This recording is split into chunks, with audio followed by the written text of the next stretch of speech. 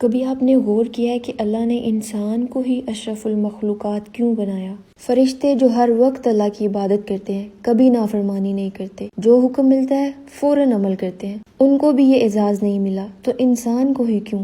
Lesson 1 of قرآن میری زندگی۔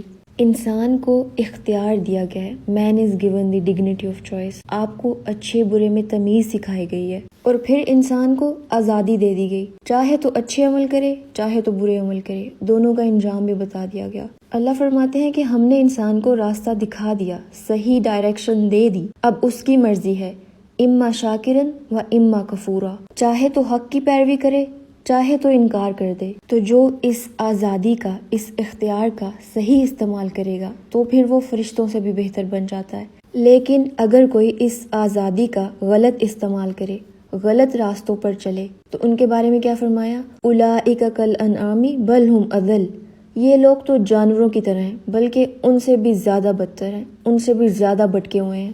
اور پھر انسان کو عقل دی گئی، شعور دیا گیا، سوچنے سمجھنے کی صلاحیت دی گئی، اچھے برے میں تمیز سکھائی گئی۔ جانوروں کے پاس یہ سب نہیں ہے۔ جانور کیا کرتے ہیں؟ صرف اپنی خواہشات کی پیروی، کھایا پیا سو لیا اور اپنی خواہش پوری کی۔ اور اگر انسان بھی عقل اور شعور کے باوجود صرف اپنی خواہشات کی پیروی کرنے والا ہو تو پھر اس میں اور جانور میں کوئی فرق نہیں۔